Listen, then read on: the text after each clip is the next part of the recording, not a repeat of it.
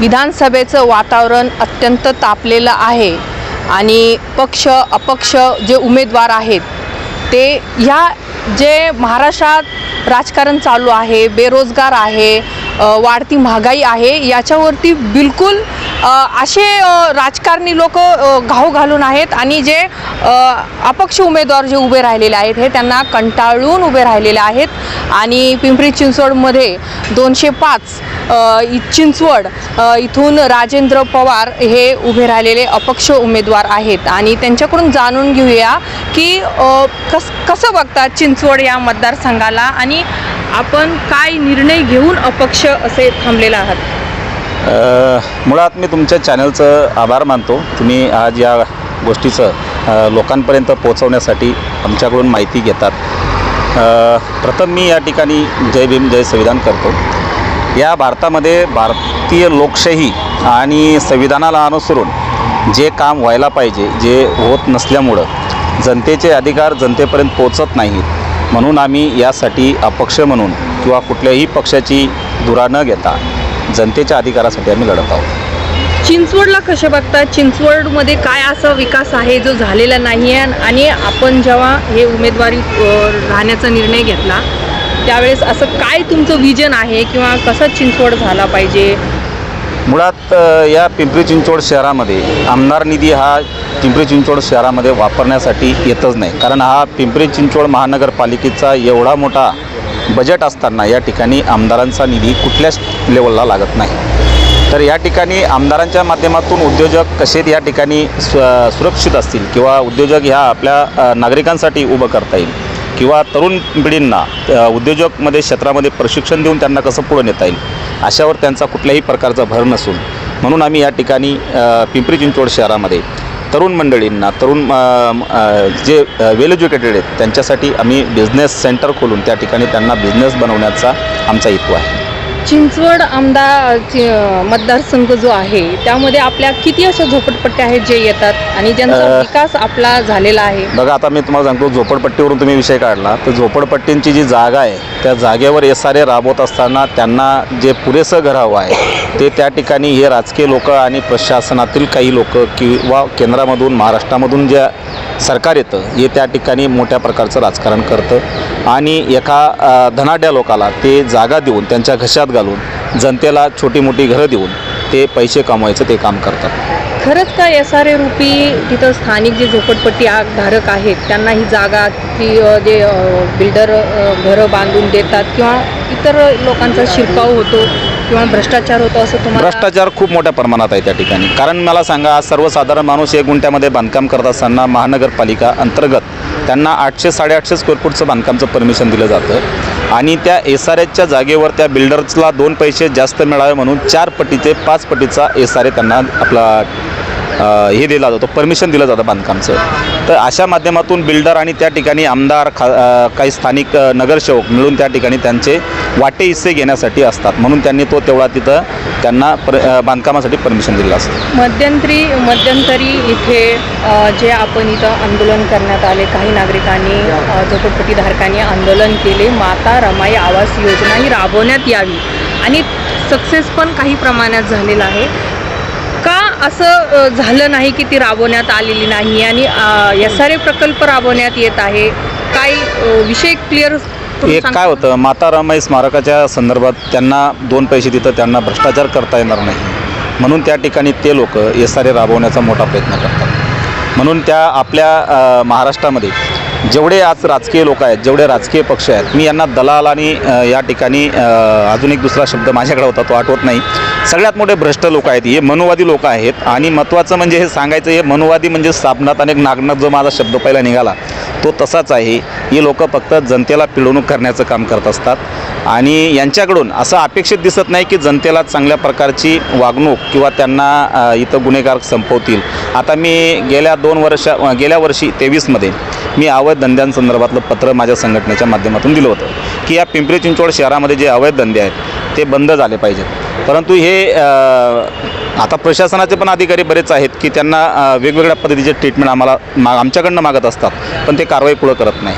कारण यांना जो सपोर्ट आहे तो वरच्या राजकीय लोकांचा सपोर्ट असल्यामुळे ह्या कारवाया होत नाही. क्राईम जो वाढलेला आहे संपूर्ण पिंपरी चिंचवडमध्ये, तर आता तुम्ही बघता की महिलांवरती तर होतातच, पण लहान मुलींवरती सुद्धा भरपूर अत्याचार याला कारणीभूत सरकार आहे. सरकारने या ठिकाणी व्यवस्था त्या प्रकारची केलेली नाही आहे, व्यवस्था त्या प्रकारची राबवत नाही, सुव्यवस्था नाहीच आहे यांच्याकडं. कारण यांच्याकडं फक्त आणि फक्त पैसा हा यांचा अजेंडा आहे, भ्रष्टाचार हा त्यांचा अजेंडा आहे.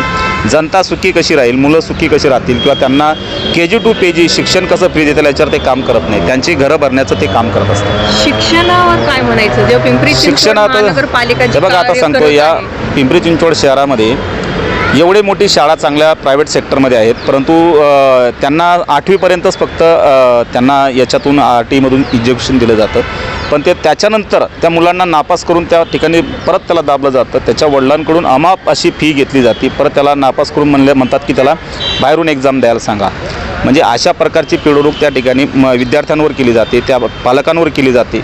या सगळ्यात मोठा मुद्दा शिक्षणाचा खूप मोठा आहे याच्या ठिकाणी. म्हणून तुम्ही ऐकला की चिंचवड जर तुम्ही मतदारसंघातून उभे आहात तर चाफेकर चौकामध्ये 50 लाख रुपये भेटले, आणि हे माहीतच नाही की पोलीस सांगत नाहीत की कोणाचे पैसे काय आहे, कोणाची गाडी आहे. मुळात म्हणजे आता जे करत नाहीत. मुळात म्हणजे हे BJP सरकार हे प्रशासनाला दाबून आणि प्रेशर देऊन राहत असतं.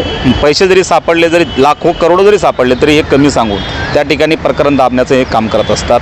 प्रशासन जर हे संविधानिक काम करत असेल तर नक्कीच या भारतामध्ये, या महाराष्ट्रामध्ये, पिंपरी चिंचवड शहरामध्ये चांगल्या प्रकारची जनतेला सुरक्षा मिळू शकते.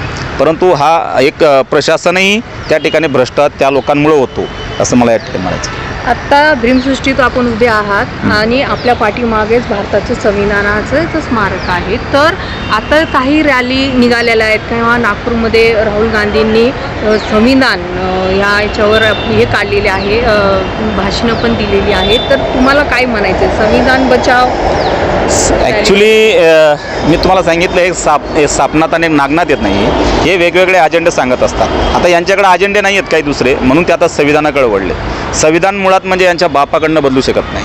संविधान हे डॉक्टर बाबासाहेबांनी असं बनवलं आहे की ते हलवण्यासाठी, त्याला बदलण्यासाठी चांगले चांगले किती विद्वान येऊन गेलेत तर ते बदलू शकत नाहीत. मग यांना जर बदलायचं असतं तर ज्या वेळेला संविधान लागू झालं तेव्हापासून अद्यापपर्यंत त्यांनी अंमलात का नाही आणलं? बाबासाहेबांनी दिलेल्या संविधानाच्या घटना का नाही पाळत? बाबासाहेबांनी दिलेले जे मुद्दे आहेत, आपल्या मूलभूत अधिकार दिलेले आहेत, ते लोकांपर्यंत का नाही राबवत?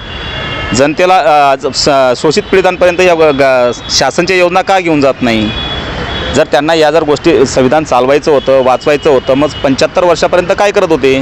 यांनी काय केलं? हे सत्तेमध्येच होते ना. सत्तेमध्ये असताना यांनी त्यावेळेस संविधान वापरलं नाही. ते वरच्यावर त्यांनी ते काम करतायत, मनाला येईल तसं काम करतात. हम करे सो कायदा हा प्रकार त्यांचा चाललेला दोघांचा. आणि राहुल गांधीकडे आहे तरी काय त्याला पर्याय, त्याला निवडून येण्यासाठी? मुळात म्हणजे दोघं एकच आहेत, एकच आईबापाचे लेकरू आहेत, आणि ते RSS त्यांना चालवतं. अशा प्रकारच्या या घटना भारतामध्ये आहेत. संविधानावर हे बोलतात, पण यांच्यात दम नाही ते बदलून दाखवायची, करून दाखवायची. वारंवार जे आहे भारत, तर मोठमोठ्या नेत्यांनी देखील आता विटंबना झाली छत्रपती शिवाजी महाराज यांच्यावरती, आणि मग आता जे सरकार आहे त्यांनी काही स्वतःवर घेतलेलं नाही आहे. आणि वारंवार जे आहेत की काहींनी तर कमेंटसुद्धा केल्या BJPतल्या काही नेत्यांनी देखील की लहान मुलं, लहान जेव्हा मातारामाई होत्या, लग्न झाले, बाबासाहेब होते, लहान लग्न झाले, की अशा काही त्यांनी त्यांच्यावर कमेंट केलेले आहे. आता याच्यावर यांच्याकडं कुठल्याही प्रकारची धोरणं नसल्यामुळं हे बिनबुडाचे आहेत यांचे जे बोलणं आहे ते. आणि मुळात म्हणजे यांना महापुरुष कळालेच नाही आहेत. हे मनोवादी वृत्तीचे लोक आहेत. RSS संघामधून निर्माण झालेले सगळं वर्ग आहेत. मी तुम्हाला आज सांगतो, राष्ट्रवादी काँग्रेस, शिवसेना, BJP नाव घेऊन सांगतो मी तुम्हाला, हे जर यांना धोरण चालवायचे सत्तेत नव्हते का? सत्ता यांनी भोगली नाही का? यांनी शेतकऱ्यांना न्याय दिला का? किंवा OBC मराठांना दोघांना न्याय दिला? यांनी दोघांमध्ये भांडणं लावली. कोणी? हे RSS वृत्तीचे लोक असल्यामुळे यांनी दोघात भांडणं लावली. आज हे भारतीय म्हणून या ठिकाणी सर्वांनी जर बघितलं तर त्या ठिकाणी दोघांना एकत्र आणण्याचं यांनी काम करायला पाहिजे होतं. मुळात म्हणजे डॉक्टर बाबासाहेब आंबेडकरांनी कुणबी मराठा म्हणून 340 कलममध्ये ऑलरेडी दाखल केलेलं आहे. आणि हे मराठा म्हणून त्यावेळेस सांगत असताना ते काही मनवादी लोकांनी त्यांना भरून दिल्यामुळं सांगत होते आम्ही मराठा आहेत, आम्हाला नाही गरज असं सांगून. पण ती गोष्ट बाबासाहेबांनी ऑलरेडी ती काढलेली नाही. 340 कलममध्ये ऑलरेडी कुणबी मराठा म्हणून त्यांना तरतूद आहे तशी. फक्त आरक्षण वाढवायची गरज आहे. प्रत्येक समाजाला समानतामधून म्हणजे त्यांना ओवता येईल, सगळ्यांना एकत्र करता येईल. पण हे द्वेष निर्माण करण्याशिवाय यांच्याकडे दुसरं काहीच काम नाही. आणि हे जसे जसे द्वेष निर्माण करतील हे पोळ्या भाजत राहतील, त्यांचं राजकारण करत राहतील. या ठिकाणी माझ्या भारतीय नागरिकांना हे नाही कळत की आपण काय केलं पाहिजे. नागरिकांनी जर या ठिकाणी यांच्याकडे दुर्लक्ष करून जर भारतीय संविधानातून बघण्याचा विचार केला आणि जर ते संविधान वाचलं तर त्यांचे अधिकार त्यांना कळतील. भारतीय संविधान वाचणं खूप गरजेचं आहे. आता पार्टीमध्ये संविधान आलं पाहिजे होतं. संविधान कुठलं आलेलं आहे? जे काही बदल काय केलेत यांच्या मनाने बदल केलेत, पण त्याच्यामध्ये तो क्रायटेरिया होता का ते बदल करण्यासाठी? तो जो धारा दिली होती ती बदल करण्यासाठी त्यांच्याकडे तो अधिकार होता का? कुठल्या बेसवर त्यांनी बदललं आणि हे कुठल्या बेसवर त्यांनी आणलं? या बऱ्याच गोष्टी त्या ठिकाणी आहेत. बारीक सारीक या गोष्टी बघितल्या खूप काही सांगण्यासारखं आहे. परंतु या ठिकाणी ह्या दोन्ही नागनाथला आणि साबनाथला संपवणं खूप गरजेचं आहे. त्याशिवाय या महाराष्ट्रामध्ये भारतामध्ये हिंदू आणि मुस्लिम जातीवाद होणार नाही.